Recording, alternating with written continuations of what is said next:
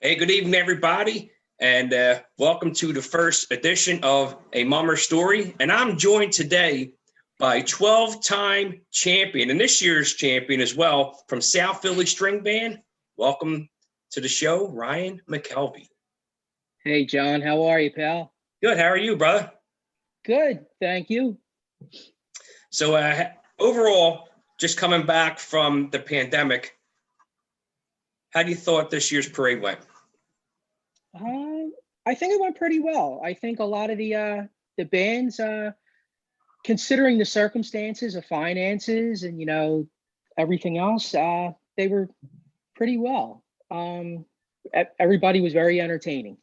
Yeah, I was watching on the on TV. I'm a big Mummers fan, as you know. When we, at work, I always just talk Yeah. about, breaking your stones about giving you guys your next gimmick and stuff like that. But on TV, it looked like there really wasn't that many people in the stands. Is that the way it was, or just maybe some camera views? Was it packed? At City Hall, I should say.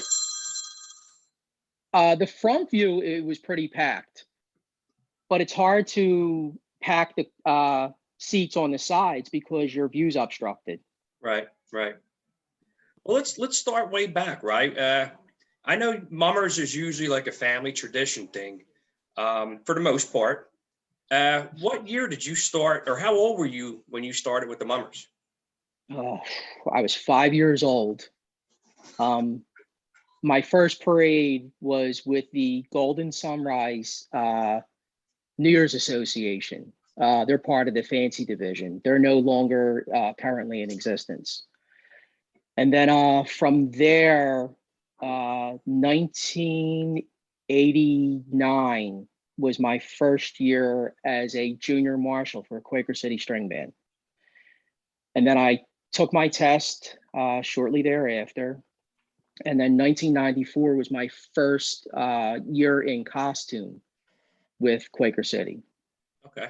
And I was with them all the way up until 2016, when in July of 2016, I left there and joined friends of mine over at the South Philadelphia String Band, and have been there ever since. So who introduced you to the Mummers? Was it a dad? Was it an uncle, a cousin? How did you get introduced? So years ago, my grandfather was a member of the Durning String Band. So it was in the blood. He was an accordion player. His son was a member of Quaker City. My cousin is a member of Quaker City String Band. So it was pretty much a family tradition. My father also joined Quaker City when I joined. So we were members together for the same amount of time. So I don't even think and I haven't heard that name in a long time. I remember it, but Durning String Band, I don't even, they're not even around anymore, correct? They are still around. Are they really? Yeah. Oh, wow. Yeah. So when you, what was your first year when you were in costume and you were playing an instrument? What year was that? 1994. 1994. So let me ask you a question. From 1994 to present, has the Mummers parade changed? And if it did, has it gotten better, worse, or has it stayed the same? I think it has gotten better. The shows have become more elaborate, bigger wow factors. It seems like we're in a generation of everybody wants to be overexcited with things. The big finale prop, the smoke, the confetti, everything is over the top. So I really think these shows have become better than they were in years past. And I agree. One thing I do like, which I know this year was kind of tough coming back from a pandemic, I always remember watching the Mummers on TV. And when the sun started coming down, or actually when the string bands took place, I remember it being dark and the lights just beamed down on the if you want to call it center stage, City Hall. And I mean, you guys, how you had the glitter and the reflectors. It just made, to me, it just, like you said, flashy, and it just made the Mummers all the more better.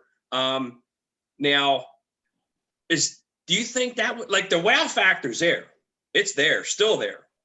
But this year, if you watched it later on tape, do you think that wow factor, the nighttime and you know, shining like the uniform shining off the lights and stuff like that, you think that was missed? Absolutely. We miss going at night. Years ago, if you recall, there were a lot more participants in the parade. A lot of organizations since then have, you know, disbanded, merged. So the parade has become smaller. So we do miss the factor of the lights. We always hope for a couple hour delay, which forces our division to go later and possibly be under the lights. Years ago, we definitely did design our shows for nighttime, picking, you know, certain materials, adding mirrors and such, you know, hoping that we would, you know, create that, you know, wow factor in a costume. So out of all the years, and well, it's kind of tough. I don't want to put you on the spot so much, but I mean, because every organization that you've been with have been incredible. So I have to ask the question. Quaker City was an amazing string band. South Philly, obviously, just over the years past. I mean, just look at who's won every year. What? How can I put it good? Where did you see you fit in better with Quaker City, South Philly String Band? What organization did you like? Do you like better? So it's kind of putting you in a tough spot because you're in South Philly, but both have different pros and cons. But I feel that I am better suited with the South Philadelphia String Band. They're still up and coming. They're growing. It doesn't show in the prizes because we're there. Yeah. But we're not as deep in the history as Quaker City is or Fralinger is. Yeah. I mean, we just celebrated our 75th anniversary last year. So, but a Quaker City or a Fralinger is a lot deeper in musicians and participants than South Philly is. Yeah. So watching the Mummers Parade this year, one of the questions that I seen or answers that I seen a lot of the captains respond to was they were saying it wasn't so much about winning, that it was more about just getting back out there for the fans. But winning is important, right? I mean, just watching on Facebook, you guys waiting to hear from your captain or your representative what place you guys came in and seeing that you guys won again. You guys won ape shit. So yes. So yeah, the pandemic wasn't there, or pandemic caused you guys not to have it this year. So just based off of some of these answers that these guys were saying, that, you know, it's not about winning, it's just about performing. Is it about winning? It's a loaded question. It is. It is. For me, it is about winning. Yeah. It's why I do it. Competition drives an organization like South Philadelphia String Band. We put together our show this year in 18 weeks. From the time we found out officially that the parade was a go, we picked a theme. The whole process normally takes literally 365. So to put together what we did in 18 weeks is a huge accomplishment. And that's why you saw the uproar in the organization when we won, because to do something like that is really unheard of. What do you think most string bands lack that South Philadelphia String Band doesn't? Creativity. And is that, I mean, listen, I'm not going to lie. Like, you and I have been friends for a long time. And I've seen you guys, whether it was with Quaker City or South Philly, you guys have put on an absolutely amazing show. All the bands have. But like you said, what separates you guys apart is the creativity. Yo, guy, kudos for this year. Like, you guys truly were the best this year. I mean, the props, the LEDs, like with a simple motorcycle helmet. Am I correct? Was that a motorcycle helmet that the guy had on? It was. I mean, it's just absolutely amazing. It's absolutely amazing. So let me pose this question. Out of all the years you've been a mummer, what was your favorite? What was your favorite? I don't know. What do you guys call them? What was your favorite mummers? Performance. Yeah. What was your favorite performance? All So time. all time. Yeah. For me, last year, well, 2020 was very special. I'm not sure if you're familiar. Three friends of mine in 2019 were killed in a car accident on January 2nd. So to win the following year, doing it as we called it for them, was extremely special. Yeah. It was. It was. And I'm sorry for you guys' loss. Thank you. So, oh God, that gets emotional. Yeah. Yeah. And I didn't even know the guy, but yeah, that was a tough thing for you guys, man. It was. And Mummers it's a family, dude. It's not just like you said, it's 365. And I mean, you're with these guys, every year. Well, you just finished and you said you already had a meeting. You had a meeting lined up already. Yeah. It's crazy. The minute we find out win, lose, or whatever the circumstances, we're right back at it shortly thereafter. It really is a 365, like I said. From picking the theme to sending it to a designer to draw our sketches, to meeting with a costumer, to making sample suits, to having a music arranger put our music together, and then laying out the show as far as the drill goes, and Yeah. and teaching all of it.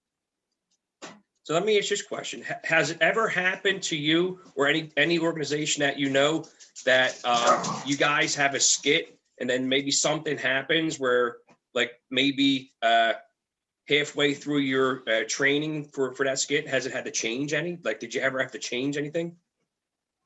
I'm going to take it a little bit behind the scenes this year, John. Parade was postponed due to rain. We called a drill on January 1st and changed a section of our drill the day before competition, which took a lot of dedication on the membership's part, and kudos to every performer there to pull off in a short amount of time what we did, and we won doing it. I mean, Mummers Parade. I did a thing. I did a live YouTube and about the Mummers, because there's a lot of people from Philadelphia that they moved out.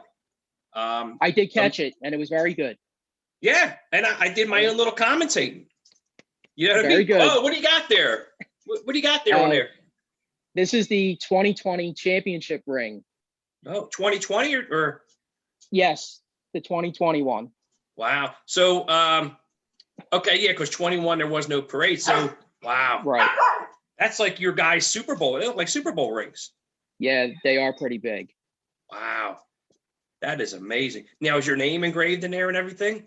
It isn't. No. Wow. How much? Let me ask you a question. How much do those rings go for? Probably around. Now, let me. Do you guys purchase that yourself, or is that the club gives you for the winnings?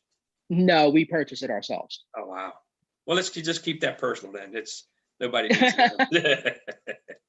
But it's nice to keep. This, like you said earlier, it's a tradition. Yeah. And I hope that it's still around when my son, is old enough and can partake in it, because I would like to march with my son. Are you going to prepare your son for the Mummers? I already am. When's mom going to let him get out there the first time with you? Hopefully soon. Hopefully soon. We'll see. Cool. Well, is there anything that you would like to add to our little sit down today about the Mummers? No, whatever you want to hit me with, go ahead. I think I hit you with all my questions that I had lined up for you.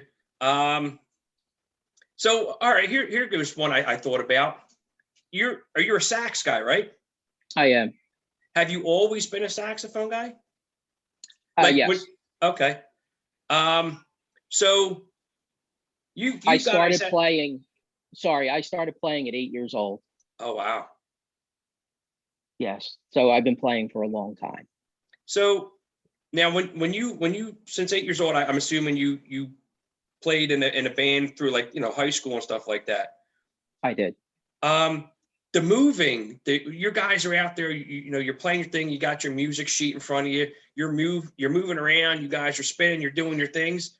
Have you ever lost beat? Like, were you always I mean, you've been doing it for a long time. I'm sure you can do it now, but when you first started doing those movements and spinning and dancing and dipping, were you always able to stay in tune, like not miss a beat with the music? You figure the amount of time that we rehearse, it becomes muscle memory. When you get in front of the judges, it's a reaction thing. It happens so fast that sometimes you don't even remember what you actually did in front of the judges. That's how quick it happens. Let me ask you a question, like playing sports. You're like I don't know, whether you played soccer or baseball and you're up for your big game.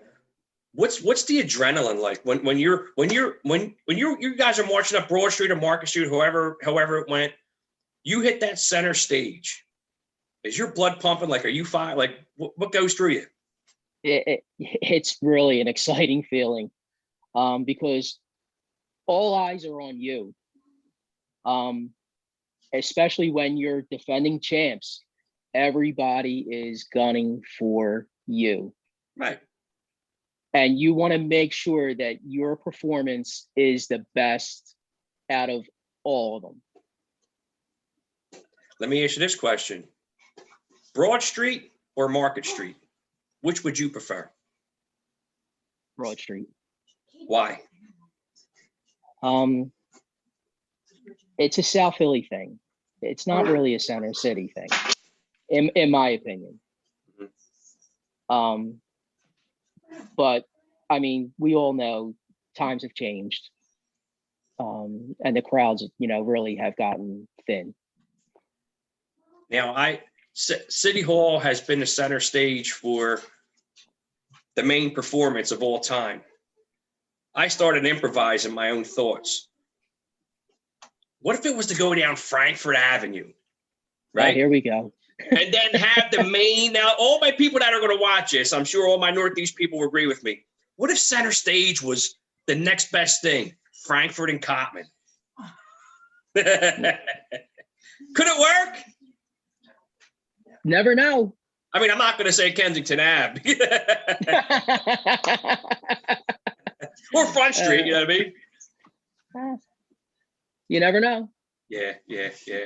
Well, Ryan, I'm not going to take up too much of your time. I know you have your family there. You got to get the little guy to bed. I want to take the time to thank you. I want to take the time to thank Mrs. Mckelvie and your son for allowing you to have some time with me today for my first edition of A Mummer Story. So I'm sure pass this on to all your guys' mummers, your friends, and from all the bands that you know. The next one up, just tell them to hit me up, send me an inbox or something like that, and we'll do. I think this is going to be a really good series, man. I do too, and you do a really nice job, John. I try. I'm just giving back, I guess. I hear you. We need to get your likes up. I know we need to get the likes and up. Your followers. Right. Tell everybody, will you please, right now while I have you on, give me a shout out, Ryan Mckelvie from South Philly String Band, and tell people what they need to do for me. Everybody needs to go onto YouTube and like John Levy's YouTube page and follow it, because he is one of the best. I'm top notch, dude, right? Absolutely. I mean, the theme you suggested to me years ago still runs through my head. Am I right or wrong? Don't tell nobody, because somebody might use it against you. I'm not, but it always runs through my head. And then if they win, you're gonna wind up hitting me or something like that. All right, brother. Well, again, thank you for your time, and thank you, John. Hopefully we see each other soon. Hopefully. All right, brother. You have a good night. Take care. You too.